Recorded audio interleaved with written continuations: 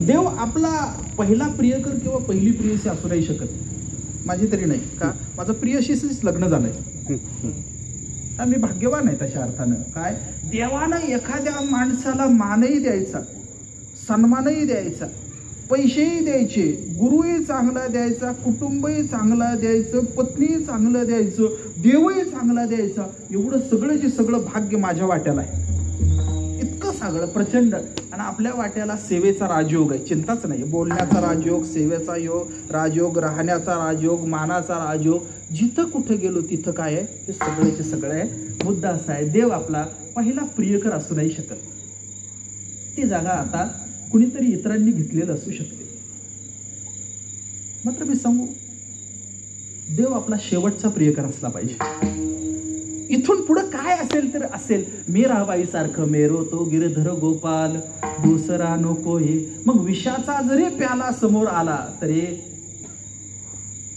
काय घडायचं असेल ना ते सुखानं घडू दे. तुकाराम महाराजांचा अभंग आहे, रामकृष्ण ऐसी उच्चारीन नामे, नाचेन मी प्रेमे संतान पुढे, काय घडेल ते घडो ये शेवटी, लाभ आणि तुटी देव जाणे. काय घडायचं असेल ना तर ते घडू दे. मात्र मी चांगल्या रस्त्यानं, पांडुरंगाच्या रस्त्यानं, पंढरपूरच्या रस्त्यानं अखंड समर्पणानं चालत जाईल. अशा पद्धतीनं मनाचा संकल्प होणं, बुद्धीचा संकल्प होणं ही गोष्ट साधारण गोष्ट नाही. तुकाराम महाराज म्हणाले हा लाभ आहे. आणि याच्यासाठी काय, हा लाभ जोडण्यासाठी तुमच्यामध्ये महाबुद्धी असली पाहिजे. आणि सांगू, इतर सगळ्या संकुचित ज्या बुद्ध्या आहेत ना, तिथं अहंता ममता शिल्लक असते. मी शिल्लक असतो आणि माझं शिल्लक असतं. काय, मी शिल्लक असतो आणि माझं शिल्लक असतं. ज्या बुद्धीच्या अवस्थेला मीही शिल्लक नाही, माझंही शिल्लक नाही आणि फक्त तोही शिल्लक आहे. आणि पुढचा मुद्दा असा, मी शिल्लक नाही, माझं शिल्लक नाही, तोही शिल्लक नाही, काहीच नाही. प्रेम गरी अतिसा करी तामे दोन समाय, राजा प्रजा जोशी रुचे शीश देईले जाय. समर्पणाच्या सर्वोच्च अवस्थेला राधा कृष्ण होते, कृष्ण राधा होते, राधा राधा म्हणून संपते, कृष्ण कृष्ण म्हणून संपतात. काही शिल्लक न राहणं अशी सर्वोच्च जी अवस्था आहे, अशी ती लाभाची सर्वोच्च अवस्था, ती जर मिळवायची असेल तर त्याची सुरुवात कारुण्यापासून होते. विठ्ठल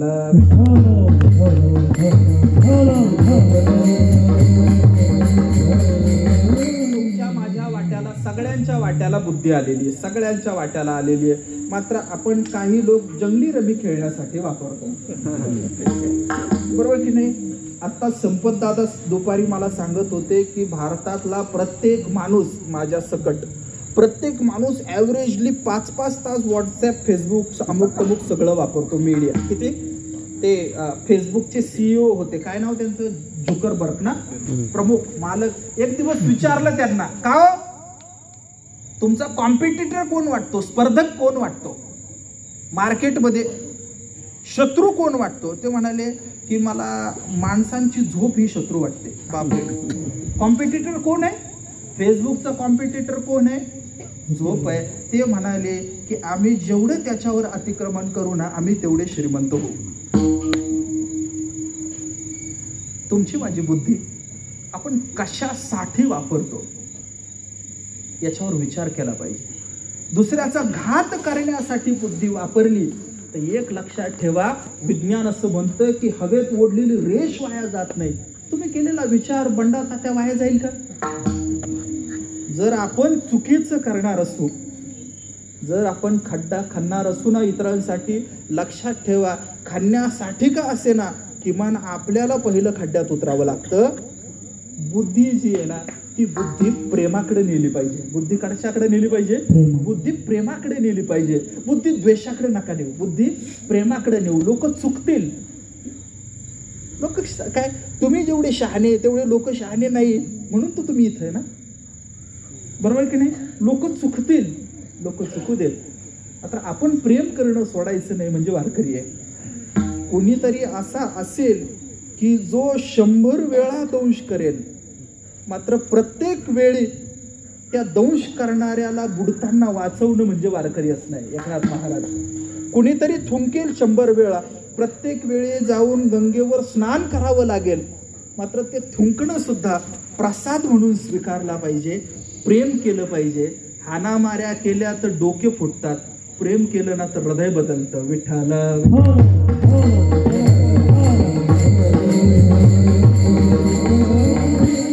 दोन जावांची भांडणं झाली नळावर.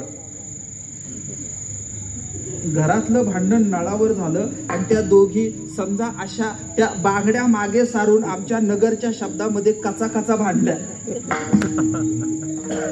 आमच्या नगरचा शब्द आहे दंदन दंदन, भांडण, जोरात भांडण करणं, असा सगळा जो भाग असतो. तुम्ही कल्पना करा, अशा दोघी भांडल्या आणि नंतर कधीही एकत्र येऊ द्या, ती आडी पुसली नाही जात. म्हणून एक लक्षात घ्या, नेहमी भांडण करताना इतकंच भांडण करा की परत जोडून घेता आलं पाहिजे. आणि हे आपण आता सगळ्या राज्यकर्त्यांकडून शिकलं पाहिजे. विठ्ठल.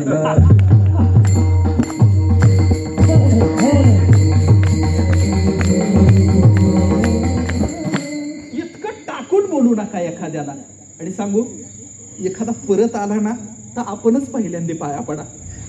नाहीतर गडबड अशी होते, एखादा माणूस मन मोकळं करतो, मोठं करतो, येतो आपल्याकडं आणि आपण कशी जिरवली कसा परत आला म्हणतो.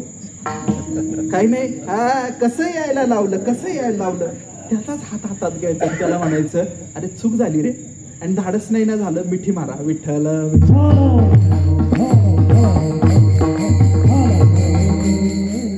द्वेषाचा पसारा वाढत गेला तर देव नाराज होईल. प्रेम करत गेलं ना तर घराघरात पांडुरंग येईल. बुद्धी न्यायची असेल तर ती अशा दिशेने नेली पाहिजे.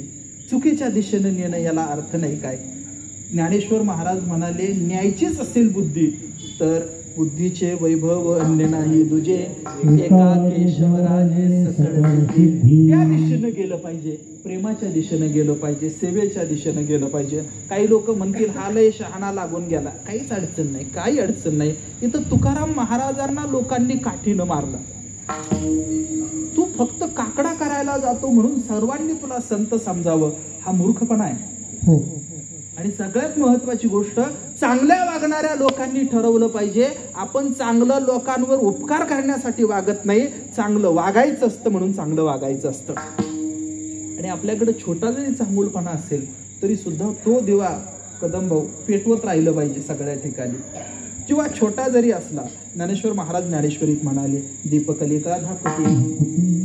ज्ञानेश्वर महाराजांची भाषाच एवढी गोड आहे की दिव्या दिसला, दिव्याची ज्योत दिसली. काय दिसली? दिव्याची ज्योत दिसली. आणि ज्योत पाहिल्याबरोबर ज्योतीची आठवण येण्याच्या ऐवजी ज्योतीची आठवण ते ज्योतीची आठवण येण्याच्या ऐवजी ज्ञानेश्वर महाराजांना मोगऱ्याच्या कळीची आठवण आली. आणि त्यांना असं वाटलं की दिव्यावर त्या ज्योतीच्या ऐवजी कुणीतरी मोगऱ्याची कळीच ठेवली. तिथं दिवा नाही पेटत, मग काही नाही, एक मोगऱ्याची कळी तेजस्वी तिथं आहे. आणि ज्ञानेश्वर महाराज म्हणतात, तैसी दीपकलिका धाकोटी बहु तेजा ते प्रकटी, तैसी सद्बुद्धी थे कोटी म्हणू नये. आणि दीपकलिका म्हणताना, दीप म्हणताना प्रकाश पण आहे आणि कळी म्हणताना मऊपणा पण आहे.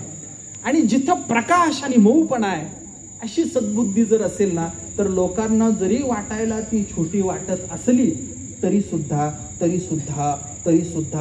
ती ती ती आकाशापेक्षा मोठी आहे. दीपकलिका धाकुटी बहु तेजा ते प्रकटी, तैसी सद्बुद्धी थे कुटी म्हणू नये. काही लोकांना प्रश्न असा पडेल की अहो मग सद्बुद्धीचा छोटा असा दिवा जर लावला तर काय होईल? तुकाराम महाराज म्हणाले की तुम्ही असा सद्बुद्धीचा छोटासा दिवा लावला तर तुमच्या हृदयामध्ये बोधाचा सूर्य उगवेल.